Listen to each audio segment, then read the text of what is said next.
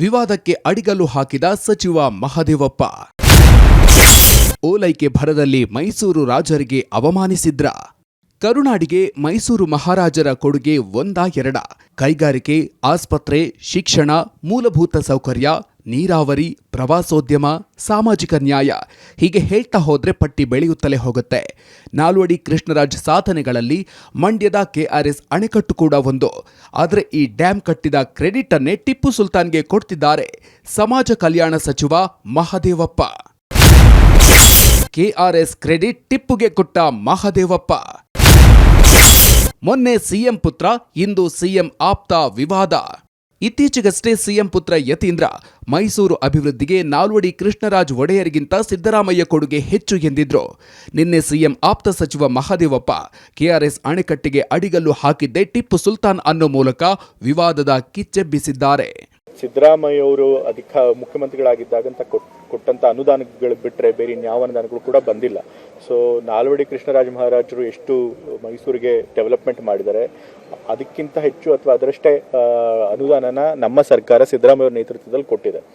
ನೀವು ಕನ್ನಂಬಾಡಿ ಒಳಗಡೆ ಹೋದ್ರೆ ಫಸ್ಟು ಅಡಿಗಲ್ಲು ಹಾಕಿರೋದೇ ಟಿಪ್ಪು ಸುಲ್ತಾನ್ ಅವರು. ಕನ್ನಂಬಾಡಿ ಕಟ್ಟಕ್ಕೆ ಫಸ್ಟ್ ಹಾಕೋರು ಧೈರ್ಯನೇ ಇಲ್ಲ ಹೇಳಕ್ಕೆ. ಅದನ್ನ ಆ ಕಾಲದಲ್ಲೇ ಟಿಪ್ಪು ಸುಲ್ತಾನ್ ರದ್ದು ಮಾಡಿದ್ರು ದೇವದಾಸಿ ಪದ್ಧತಿಯನ್ನು. ಲ್ಯಾಂಡ್ ರಿಫಾರ್ಮ್ಸ್ ಆಕ್ಟ್ ತಂದಿದ್ರು. ಒಂದೇ ಒಂದು ಇಂಚು ಭೂಮಿನ ಉಳ್ಳವರು ಕೊಡ್ತಿರ್ಲಿಲ್ಲ ಅವರು. ಟಿಪ್ಪು ಅಣೆಕಟ್ಟು ಕಟ್ಟಿದ್ರು ಅಂದಿಲ್ಲ, ಆದ್ರೆ ಕನಸಿತ್ತು. ವಿವಾದದ ಬೆನ್ನಲ್ಲೇ ಸ್ಪಷ್ಟನೆ ನೀಡಿದ ಮಹದೇವಪ್ಪ. ಅಡಿಗಲ್ಲು ಮಾತು ವಿವಾದದ ಸ್ವರೂಪ ಪಡೆಯುತ್ತಲೇ ಸಚಿವರು ಎಚ್ಚೆತ್ತುಕೊಂಡ್ರು. ಡ್ಯಾಂ ಕಟ್ಟಿದ್ದು ಟಿಪ್ಪು ಅಂತ ಹೇಳಿಲ್ಲ. 1911ರಲ್ಲಿ ಡ್ಯಾಂ ಕಟ್ಟಲು ನಾಲ್ವಡಿ ಕೃಷ್ಣರಾಜರು ಪ್ರಾರಂಭಿಸಿದಾಗ ಶಿಲಾಶಾಸನ ಸಿಕ್ಕಿದೆ. 1794ರಲ್ಲಿ ಟಿಪ್ಪು ಬರೆಸಿದ ಶಿಲಾನ್ಯಾಸದಲ್ಲಿ ಕಾವೇರಿ ನದಿಗೆ ಅಡ್ಡಲಾಗಿ ಅಣೆಕಟ್ಟು ಕಟ್ಟಬೇಕು ಎಂಬ ಪ್ರಸ್ತಾಪ ಎಂದು ಬರೆದಿತ್ತು. ಆ ಶಿಲಾನ್ಯಾಸ ಕೆಆರ್ಎಸ್ನಲ್ಲೇ ಇಡಲಾಗಿದೆ. ಟಿಪ್ಪು ಡ್ಯಾಂ ಕಟ್ಟಿಲ್ಲ, ಆದ್ರೆ ಕನಸಿತ್ತು ಎಂಬುದಷ್ಟೇ ಎಂದು ಸಮರ್ಥನೆ ಮಾಡಿಕೊಂಡ್ರು. ಟಿಪ್ಪು ಡ್ಯಾಮ್ ಕಟ್ಟಿದ್ದಾನಂತ ಎಲ್ಲಿ ಹೇಳಿದ್ದೀನಿ? ನಾಲ್ವಡಿ ಕೃಷ್ಣರಾಜ ಒಡೆಯರು ಕಟ್ಟಿಲ್ಲ ಅಂತ ಎಲ್ಲಿ ಹೇಳಿದ್ದೀನಿ? ಮೂಲ ಕಾರಣ ಪುರುಷರೇ ನಾಲ್ವಡಿ ಕೃಷ್ಣರಾಜ ಒಡೆಯರು. ನಾನು ಯಾವ ಉದ್ದೇಶ ಇಟ್ಕೊಂಡು ಮಾಡಲಿಲ್ಲ. ಅಲ್ಲಿ ದಾಖಲಾತಿ ಅಲ್ಲಿದೆ. ಅದು ಇದೆಯಲ್ಲ ಸುಳ್ಳು ಅನ್ನೋದು ಸಂಶೋಧಕರು ಇಷ್ಟರು ಹೇಳಿ, ತಪ್ಪೇನಿದೆ? That's all the thing.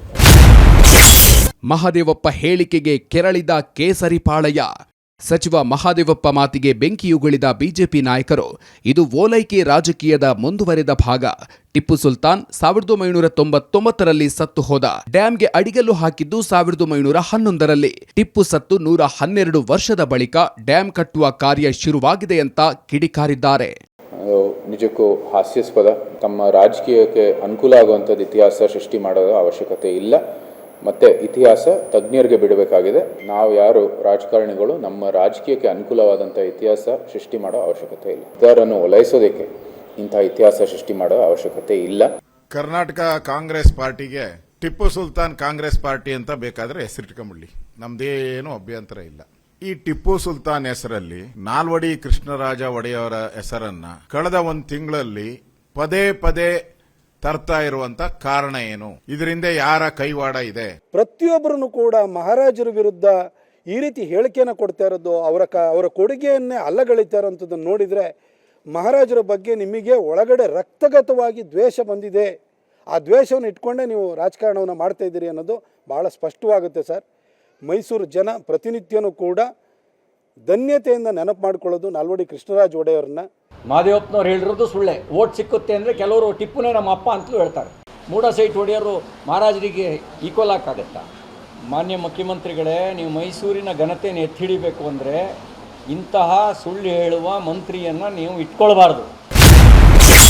Mahadevappa ಹೇಳಿಕೆ ಒಪ್ಪದ ಸಚಿವ ತಂಗಡಗಿ.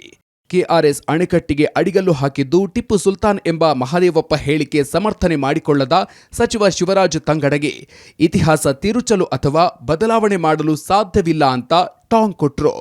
ಯಾರು ಕಟ್ಟಿದ್ದು ಏನು ಅಂತ ಇತಿಹಾಸ ಚೆನ್ನಾಗಿ ಎಲ್ಲರಿಗೂ ಗೊತ್ತಿದೆ. ಅದ್ರ ಬಗ್ಗೆ ಚರ್ಚೆ ಬೇಡ. ಇತಿಹಾಸ ಯಾರಾದ್ರೂ ತಿರ್ಚಕ್ ಸಾಧ್ಯತೆ ಇದೆನಾ? ಚರ್ಚೆಗೆ ಕಾರಣವಾಯಿತು ಜಲಾಶಯದಲ್ಲಿರುವ ಶಿಲಾಫಲಕ. ಮಹದೇವಪ್ಪ ಹೇಳಿಕೆ ಬೆನ್ನಲ್ಲೇ ಡ್ಯಾಂ ಮುಖ್ಯ ದ್ವಾರದಲ್ಲಿ ಟಿಪ್ಪು ಹೆಸರಿನಲ್ಲಿರುವ ಅಳವಡಿಸಿರುವ 3 ಶಿಲಾ ಫಲಕಗಳ ಚರ್ಚೆ ಮುನ್ನೆಲೆಗೆ ಬಂದಿದೆ.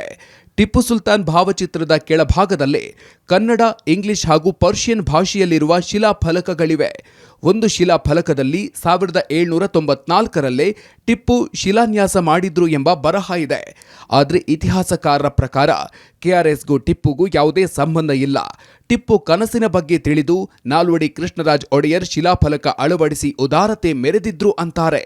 ಕೆಆರ್ಎಸ್ ಜಲಾಶಯ ಕಟ್ಟೋದಕ್ಕೆ ಮೊದಲು ಅಡಿಗಲ್ಲು ಹಾಕಿದ್ದೆ ಟಿಪ್ಪು ಸುಲ್ತಾನ್ ಅನ್ನುವಂತಹ ಸಚಿವ ಮಹದೇವಪ್ಪನವರ ಹೇಳಿಕೆ ಸಾಕಷ್ಟು ಚರ್ಚೆಗೆ ಕಾರಣ ಆಗ್ತಾ ಇದೆ. ಆ ಶಿಲಾಫಲಕಗಳು ಯಾವುದು, ಅದರಲ್ಲಿ ಏನ್ ಬರೆದಿದೆ ಅನ್ನುವಂಥದ್ದನ್ನ ನಿಮಗೆ ತೋರಿಸ್ತಾ ಹೋಗ್ತೀನಿ. ಇದೇ ಭಾಗದಲ್ಲಿ ಒಂದು ಟಿಪ್ಪು ಸುಲ್ತಾನ್ ಫೋಟೋದ ಕೆಳಗಡೆ ಒಂದು ಪರ್ಷಿಯನ್ ಭಾಷೆಯಲ್ಲಿ ಆ ಶಿಲಾಫಲಕವನ್ನ ಅಳವಡಿಸಿದ್ರೆ, ಇಲ್ಲಿ ಕೃಷ್ಣರಾಜ ಒಡೆಯರ್ ಅವರ ಉದಾರತೆಯಿಂದ, ಅಂದ್ರೆ ಟಿಪ್ಪು ಏನು ಕನ್ಸು ಕಟ್ಟಿದ್ರು ಈ ಡ್ಯಾಮ್ ಅನ್ನ ನಿರ್ಮಾಣ ಮಾಡಬೇಕು ಅನ್ನುವಂಥದ್ದು, ಆ ಮಾಹಿತಿಯನ್ನ ತಿಳಿದು ಅವರ ಉದಾರತೆಯಿಂದ ಈ ಬೋಟ್ ಅನ್ನ ಹಾಕ್ಲಾಗಿತ್ತು ಅನ್ನುವಂಥ ವಾದವೂ ಕೂಡ ಇದೆ. ಆದ್ರೆ ಈ ಕೆಆರ್ಎಸ್ ಡ್ಯಾಮ್ ನಿರ್ಮಾಣಕ್ಕೂ ಟಿಪ್ಪು ಸುಲ್ತಾನ್ಗೂ ಕೂಡ ಯಾವುದೇ ರೀತಿಯ ಸಂಬಂಧ ಇಲ್ಲ ಅನ್ನುವಂಥದ್ದು ಇತಿಹಾಸ ತಜ್ಞರ ವಾದ. ಟಿಪ್ಪು ಸುಲ್ತಾನ್ ಕನಸು ಕಂಡಿದ್ರು, ಡ್ಯಾಂ ಕಟ್ಟಲಿಲ್ಲ. ಇತಿಹಾಸಕಾರ ತಲಕಾಡು ರಂಗೇಗೌಡ ಸ್ಪಷ್ಟನೆ. ಮಹದೇವಪ್ಪ ಹೇಳಿಕೆ ವಿವಾದ ಬೆನ್ನಲ್ಲೇ ಸ್ಪಷ್ಟನೆ ನೀಡಿದ ಇತಿಹಾಸಕಾರ ತಲಕಾಡು ರಂಗೇಗೌಡ, ಟಿಪ್ಪು ಸುಲ್ತಾನ್ ಅಣೆಕಟ್ಟು ಕಟ್ಟಬೇಕು ಅಂತ ಕನಸು ಕಂಡಿದ್ರು, ಆದ್ರೆ ಟಿಪ್ಪು ಸುಲ್ತಾನ್ ಕಟ್ಟಲಿಲ್ಲ. ಕನ್ನಂಬಾಡಿ ಅಣೆಕಟ್ಟು ಕಟ್ಟಿದ್ದು ನಾಲ್ವಡಿ ಕೃಷ್ಣರಾಜ ಒಡೆಯರ್ ಅಂದ್ರು. ಇನ್ನು ಟಿಪ್ಪು ಸುಲ್ತಾನ್ ವಿಚಾರವಾಗಿ ನಾವು ಹೇಳೋದಾದ್ರೆ, ಟಿಪ್ಪು ಸುಲ್ತಾನ್ ಪ್ರಯತ್ನ ಪಟ್ಟಿದ್ದು ನಿಜ, ಒಂದು ಡ್ಯಾಮ್ ಕಟ್ಟಬೇಕು, ಅದಕ್ಕೋಸ್ಕರ ದುಡ್ಡನ್ನು ಎತ್ತಿಡಬೇಕು ಅಂತ ಹೇಳಿದ ನಿಜ, ಅವೆಲ್ಲವನ್ನ ನಾವು ಗೌರವಿಸ್ತೀವಿ. ಆದರೆ ಅವ್ರ ಕಾಲದಲ್ಲಿ ಡ್ಯಾಮಿನ ಕೆಲಸ ಏನೂ ನಡೀಲಿಲ್ಲ. ಹೀಗಾಗಿ ಇವತ್ತಿನ KRSಗೂ ಟಿಪ್ಪು ಸುಲ್ತಾನ್ಗೂ ಸಂಬಂಧ ಇಲ್ಲ. ಇವತ್ತಿನ KRS ಡ್ಯಾಮ್ಗೆ ಅಡಿಗಲ್ಲನ್ನು ಹಾಕದಂಥವರು ಟಿಪ್ಪು ಸುಲ್ತಾನು ಅಂತೇಳಿ, ಅದು ಭಾಳ ಸತ್ಯಕ್ಕೆ ದೂರವಾದಂಥ ವಿಚಾರ. ಯಾಕೆಂದರೆ ಭಾಳ ಸೂಕ್ಷ್ಮವಾದಂಥ ವಿಚಾರ ಇದು. ನಾಲ್ವಡಿ ಕೃಷ್ಣರಾಜ ಒಡೆಯರ್ ಅವರ ಸಾನ್ನಿಧ್ಯದಲ್ಲಿ ಅಂದಿನ ಇರ್ವಿನ್ ಅವರು ಅದಕ್ಕೆ ಶಿಲಾನ್ಯಾಸವನ್ನು ಮಾಡ್ತಾರೆ. ಅದು 1924 ವೇಳೆಗೆ ಕಂಪ್ಲೀಟ್ ಆಗುತ್ತೆ, ರಾಜ್ಯಕ್ಕೆ ಅರ್ಪಿಸ್ತಾರೆ. ಮಹಾದೇವಪ್ಪ ಏನೇ ಹೇಳಲಿ, ಆದ್ರೆ ಮಹಾರಾಜರ ಕೊಡುಗೆಗಳು ಜನರ ಕಣ್ಣ ಮುಂದಿವೆ. 1911ರಲ್ಲಿ ನಾಲ್ವಡಿ ಕೃಷ್ಣರಾಜ ಒಡೆಯರ್ ತಮ್ಮ ಮನೆಯಲ್ಲಿದ್ದ ಎಲ್ಲ ಚಿನ್ನಾಭರಣಗಳನ್ನು ಮುಂಬೈಗೆ ಹೋಗಿ ಆಗಿನ ಕಾಲಕ್ಕೆ 2,75,00,000 ರೂಪಾಯಿ ವೆಚ್ಚದಲ್ಲಿ ಅಣೆಕಟ್ಟು ನಿರ್ಮಾಣ ಮಾಡಿದ್ರು. ಆದ್ರೆ ಇದೆಲ್ಲವೂ ಇತಿಹಾಸ. ಯಾರನ್ನು ಓಲೈಕೆ ಭರದಲ್ಲಿ ರಾಜರ ಕೊಡುಗೆಗಳಿಗೆ ಅವಮಾನ ಮಾಡೋದು ಮಾತ್ರ ನಮ್ಮ ನಾಯಕರು ಬಿಡಬೇಕು.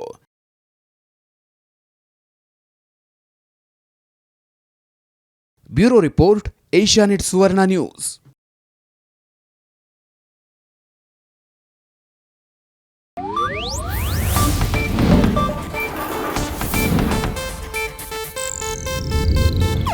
ಇದು ಏಷ್ಯಾನೆಟ್ ನ್ಯೂಸ್ ನೆಟ್ವರ್ಕ್ ಪ್ರಸ್ತುತಿ.